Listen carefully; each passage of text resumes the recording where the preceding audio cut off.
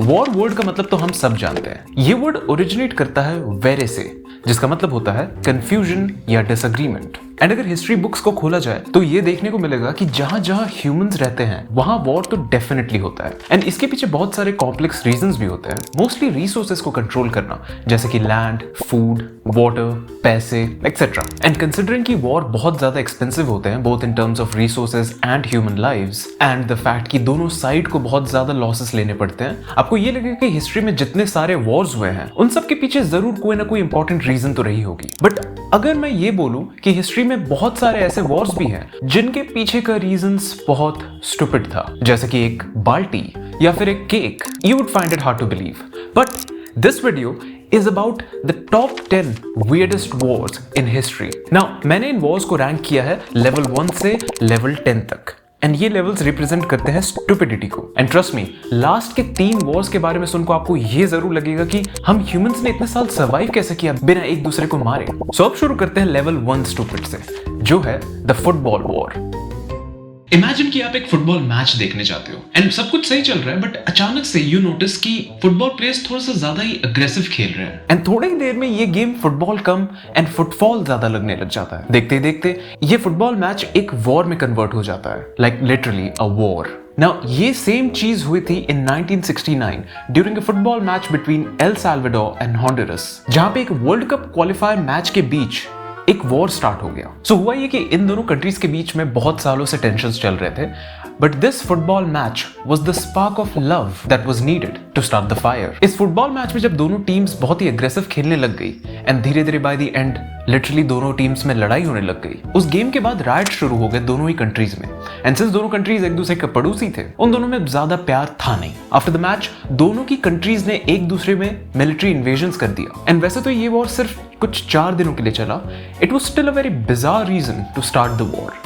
Okay, so एक football match between ऐसे 2 देश जो एक दूसरे से काफी अपसेट है कई सालों तक can start a war. I mean it makes sense, and if the boys didn't play well, well the military can fight well. But क्या होगा अगर एक आदमी अपने साथ एक अचार का डब्बा लाए एंड उसके अंदर आम या नींबू का अचार नहीं, बट उसके कान का अचार हो? यस, आपने सही सुना, कान का अचार। This is what happened in the War of Jenkins' Ear. Now, 1700s में स्पेन और इंग्लैंड दोनों एक दूसरे के बहुत बड़े दुश्मन थे, मोस्टली बिकॉज कि दोनों को देखना था कि कौन कितने ज्यादा कंट्रीज को कॉलोनाइज कर सकता है। एंड जब भी इन्हें कुछ फ्री टाइम मिलता तो ये एक दूसरे से वॉर में लग जाते। तो क्या हुआ कि एक दिन ब्रिटिश पार्लियामेंट में एक आदमी आते हैं अपने साथ एक अचार का डब्बा लेकर, एंड उस डब्बे में रखा गया था उनका कटा हुआ कान, जो 7 साल पहले काटा गया था। किसने काटा था ये कान?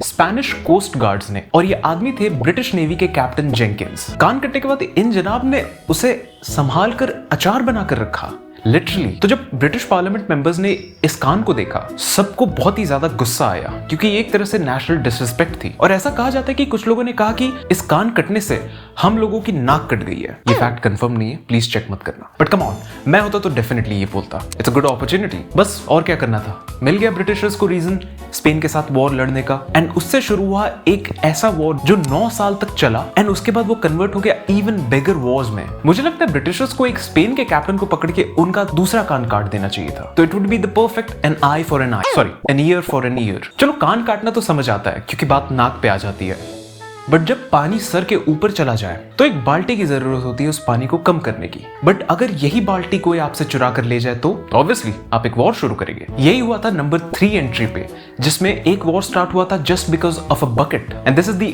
ओकन bucket war of 1325। Now before we get started in this, बहुत लोगों ने कंटेंट किया कि ये वॉर इस बकेट ने शुरू नहीं किया था, but this bucket was definitely one of the most important parts of this war. Now होता ये कि इटली की 2 बड़ी सिटीज मोडेना एंड बोलोना, दोनों के बीच काफी अनबन चल रहा था। तो एक दिन क्या होता है, मोडेना के कुछ सोल्जर्स घुस जाते हैं बोलोना में, और वो यहाँ वहां तोड़ फोड़ चोरी सब कुछ करते हैं, बट 2 सोल्जर्स वहां से कुएं के अंदर से एक लकड़ी की बाल्टी चुरा लेते हैं। नाउ ये बात बोलोना को बिल्कुल भी पसंद नहीं आई, and this was kind of a disrespectful thing. बस दोनों कंट्रीज ने वॉर डिक्लेयर कर दिया। बट इंटरेस्टिंग थिंग ये है कि मोडेना ये वॉर जीत गई, एंड जो बाल्टी उन्होंने चुराई थी उन्होंने अपने एक बहुत बड़े क्लॉक टावर में इसे एज अ प्राइज रख लिया, और एक तरह से बोलोना को ये भी दिखाया कि सर से ऊपर पानी तो जरूर जा रहा है, बट बाल्टी भी हम अपने पास ही रखेंगे। नाउ लेवल 4 पे आता है the war of lizard. But इस वॉर के शुरू होने का रीजन वियर्ड नहीं है। The weird thing about this war कि इसमें क्या हुआ, तो होता ये है कि लिजार एक बहुत छोटा सा टाउन था इन स्पेन। तो इन 1883 यहाँ के राजा जाते हैं फ्रांस घूमने, बट फ्रांस में वहां बिल्कुल भी राजाओं के जैसा उन्हें ट्रीटमेंट नहीं मिलता है, क्योंकि फ्रांस के लोग ज्यादा एक्साइटेड नहीं थे किसी भी राजा या रानी को देखने के लिए। आई मीन कुछ साल पहले उन्होंने अपने राजा और रानी को बहुत ही प्यारी तरह से मारा था। तो ये जो लिजर के राजा थे किंग अल्फोंसो, उनकी गाड़ी के पीछे लोग चिल्ला मिल्ली करने लग गए, पत्थर फेंकने लग गए, उन्हें गालियां देने लग गए। अब राजा को लगा कि भागो यहाँ से, या तो लोग पागल हैं। बट जब लिजर के लोगों को ये बात पता चली तो उन्हें ये बहुत डिसरिस्पेक्टफुल लगा एंड उन्होंने फ्रांस के साथ वॉर डिक्लेयर कर दिया। स्पेन ने नहीं, लिजार ने, जहां पे कुछ 300 लोग रहते थे। उन्होंने कहा कि भले ही हम 300 हैं, हम आराम से बड़ी बड़ी आर्मीज को डिफीट कर देंगे। एंड जितना ही फ्रांस को अपने किंग्स एंड क्वीन से नफरत था, उतना ही ज्यादा स्पेन को उनसे प्यार था। इनफैक्ट स्पेन में अभी भी एक किंग एंड क्वीन है। नाउ ये वॉर 100 सालों तक चली, नॉट बिकॉज की बहुत ही बड़ी वॉर थी, बट बिकॉज की फ्रांस के लोगों को पता भी नहीं था कि लिजार ने वॉर डिक्लेयर किया है। And finally after 100 years in 1983 इस वॉर को ऑफिशियली एंड किया गया विद अ पीस ट्रीटी। कोई भी लड़ाई हुई नहीं। इन लेवल 5 आता है the great war between the two biggest super powers of the world, the USA and great Britain. But आपको लगेगा कि ये दो बड़े कंट्रीज अगर एक दूसरे से लड़ेंगे तो वॉर तो काफी डेवास्टेटिंग होगा, राइट? एंड कोई वैलिड रीजन भी होना चाहिए। बट इसके पीछे का रीजन कुछ आलू थे। हाँ, आलू। तो हुआ ये कि एक अमेरिकन आइलैंड में एक ब्रिटिश आदमी के पिग ने एक अमेरिकन आदमी के फार्म में घुसकर उसके कुछ आलू खा लिए। तो जब उस अमेरिकन फार्मर ने ये देखा तो उसने एक प्रॉपर शांत एंड लविंग अमेरिकन जैसा एक्ट करके अपने गन से उस पिग को मार दिया। तो जब ब्रिटेन को ये बात पता चली तो उसने अपने नेवी फ्लीट्स भेज दिए उस आइलैंड में to attack the US. And of course US ने भी आंसर किया, उसने भी अपने फ्लीट्स भेज दिए टू काउंटर द अटैक। कई वीक्स तक इन दोनों बड़े कंट्रीज के वॉर फ्लीट्स एंड सोल्जर्स एक दूसरे के आमने सामने खड़े थे, but without any war, because दोनों वेट कर रहे थे कि कौन पहले अटैक करता है। बट सोल्जर्स को भी लग रहा होगा कि यार हम आलूओं के लिए क्यों लड़ रहे हैं। थैंकफुली कुछ दिनों के बाद ये वॉर खत्म हो गया एंड कोई भी कैजुअलिटीज नहीं हुई, सिर्फ एक कैजुअलिटी हुई। May the pig rest in peace. चलो, आलू तो बहुत सस्ते होते हैं, but cakes are expensive. But कितने एक्सपेंसिव, ये बात पता चली मैक्सिकन गवर्नमेंट को जब उन्होंने गलती से एक फ्रेंच बेकर से एक केक चुराया। कितने की थी वो केक? वेल, आज की इकोनॉमी में अगर उस प्राइस को कन्वर्ट किया जाए तो कुछ 200 करोड़ रुपए होते हैं। नॉट जस्ट दैट, बट इस छोटे से केक के लिए एक वॉर भी लड़ी गई थी। नाउ 1838 में एक फ्रेंच बेकरी थी इन मेक्सिको सिटी। अब होता यह है कि मेक्सिको के कुछ आर्मी के लोग आते हैं उस फ्रेंच बेकरी में एंड वो कुछ सामान चुराने लगते हैं, स्पेशली केक्स। उसके साथ वो और भी फ्रेंच शॉप से कुछ सामान चुरा लेते हैं एंड ऑब्वियसली ये फ्रेंच शॉपकीपर्स को बिल्कुल पसंद नहीं आती है। तो फ्रेंच बेकर एक लेटर लिखते हैं इन सारी चीजों के बारे में डिटेल करते हुए to the French king. And surprisingly वो किंग ये लेटर पढ़ते हैं और उन्हें बहुत गुस्सा भी आता है, क्योंकि this was disrespectful to the French people. और अगर ऐसी कोई भी चीज है जो फ्रेंच बहुत ज्यादा सीरियसली लेते हैं, वो है उनके ब्रेड्स एंड केक्स।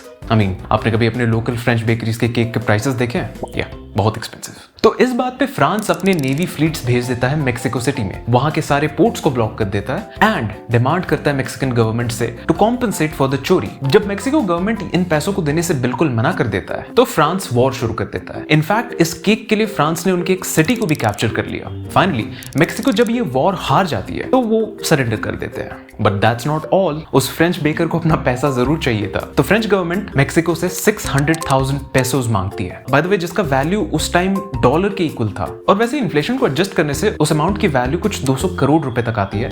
बट ये भी जानना जरूरी है कि उस time world wealth was very limited. एक कंट्री के लिए 600,000 पेसोस और 200 करोड़ रुपए बहुत ज्यादा थे कंपेयर टू आज, because total GDP output was very low. तो अगर जीडीपी के अकॉर्डिंग इस अमाउंट को कन्वर्ट किया जाए आज के पैसों में तो ये कुछ 5,000 करोड़ रुपए होते हैं। 5,000 करोड़ रुपए फॉर अ केक। तो द नेक्स्ट टाइम जब आप किसी फ्रेंच बेकरी में जाएं और आपको प्राइसेस थोड़े से ज्यादा लगे, बट सोच लेना कि मेक्सिको को कितना देना पड़ा था इसी चीज के लिए। उस हिसाब से तो ये बहुत ही ज्यादा सस्ते हैं। और देखते देखते हम आ गए लेवल 7 पे।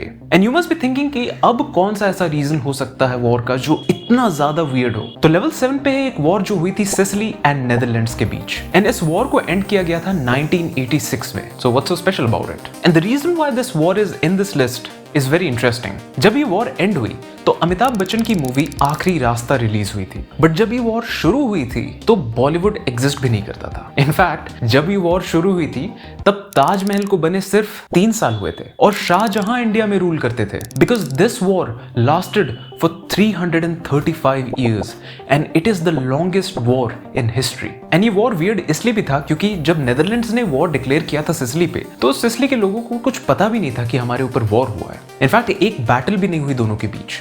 सो जब 1986 में एक लोकल हिस्टोरियन रिकॉर्ड्स चेक कर रहे थे, तो उन्होंने नोटिस किया कि नेदरलैंड्स में हमारे ऊपर वॉर डिक्लेयर की थी। एंड जब ये बात सबको पता चली, तो सिसिली ने नेदरलैंड्स के एम्बेसडर को बुलाया एंड ऑफिशियली इस वॉर को आफ्टर 335 years एंड किया। फाइनली हम आ गए हैं इस लिस्ट के लास्ट 3 वॉर्स पे। एनएस नंबर पे है एक war between Netherlands and the Roman Empire, जो हुआ था 1784 में। नाउ इसके पहले हम लोगों ने एक 335 years लॉन्ग वॉर के बारे में बात किया, but how long do you think this war lasted? Well, it's not 10 दिन या 5 दिन या इवन 5 घंटे। This war lasted for 1 cannon shot. So होता ही है कि नेदरलैंड्स एंड रोमन एम्पायर की नेवी एक दूसरे के आमने सामने खड़ी थी। दोनों वेट कर रहे थे एक दूसरे पे अटैक करने का, बट नेदरलैंड्स को ये दिखाना था कि हम वॉर करना नहीं चाहते हैं, बिकॉज हम आपसे बहुत ज्यादा सुपीरियर है। तो नेदरलैंड्स के एक शिप ने अपने कैनन से एक्यूरेटली फायर किया, नॉट किसी सोल्जर पे या फिर रोमन एम्परर पे। उन्होंने शिप में रखे एक सूप केटल पे फायर किया एंड वो शॉट इतना ज्यादा प्रिसाइज था कि वो डायरेक्टली हिट करता है उस केटल पे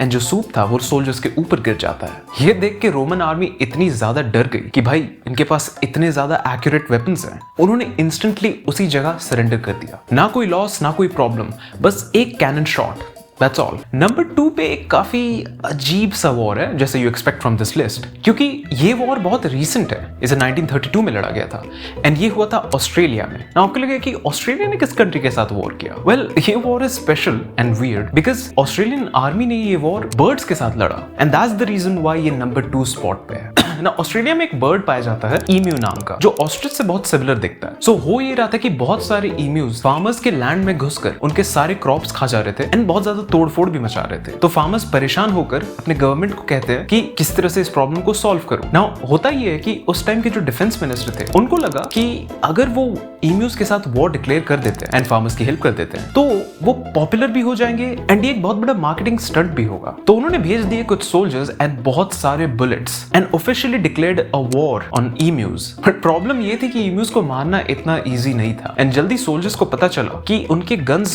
ईम्यूज के अगेंस्ट काफी इनइफेक्टिव थे। ईम्यूज बहुत फास्ट होते हैं एंड सिंस वो इतने ज्यादा नंबर्स में आते हैं, उनको शूट करना इज नॉट इजी। कुछ वीक्स के बाद ऑस्ट्रेलियन आर्मी ने कुछ 200 या 300 ईम्यूज को मारा, बट पता कितने सारे ईम्यूज बचे थे? 20,000। तो फाइनली ऑस्ट्रेलियन आर्मी ने सरेंडर कर दिया एंड ये वॉर ईम्यूज जीत गए। है ना बहुत weird for number 2 spot on this list. But what is the weirdest war in history? Well, we come to number 1. Imagine कि कोई emperor एक god के against war declare कर दे and वो जीत भी जाए। नहीं, ऐसा नहीं होने वाला है कि actual god आए थे ऊपर से उस emperor से war लड़ने के लिए। ये war हुआ था in 38 AD, जब रोमन emperor कैलिगुला ने ट्राई किया ब्रिटेन को इन्वेट करने का। ऑफ कोर्स वो ये कर नहीं पाए एंड हारने के बाद उन्हें आया बहुत ज्यादा गुस्सा। सिंस उनकी नेवी ये वॉर हार गई थी, उनको लगा कि जो सी के गॉड होते हैं, नेपच्यून या पोसाइडन, वो नहीं चाहते कि वो ये वॉर जीते। तो उनको आया उनपे बहुत ज्यादा गुस्सा। तो उन्होंने नेपच्यून गॉड पे वॉर डिक्लेयर कर दिया एंड वो ये वॉर लड़ने भी गए। कैसे? उन्होंने अपने सोल्जर्स को कहा कि वो पानी में उतरे और अपने सोर्ड से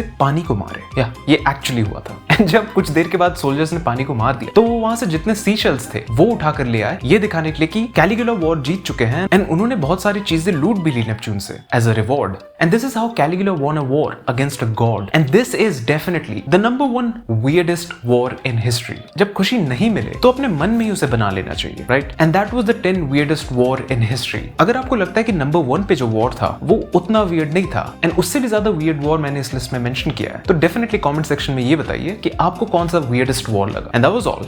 आई will see you on the next one. Bye.